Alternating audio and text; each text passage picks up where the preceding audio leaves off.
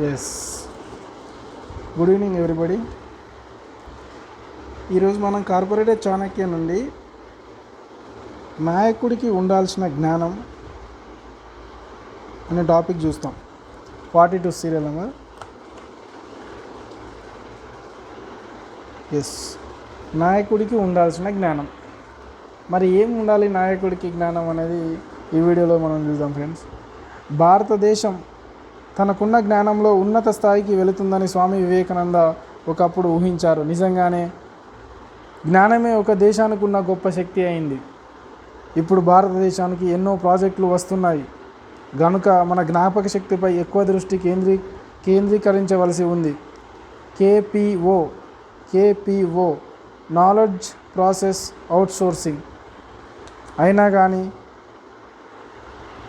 R&D research and development అయినా కానీ తన పోటీదారుల కన్నా భారతదేశానికి ఎన్నో అవకాశాలు ఉన్నాయి. అయితే ఈ జ్ఞానం అగ్రశ్రేణి బిజినెస్ స్కూల్స్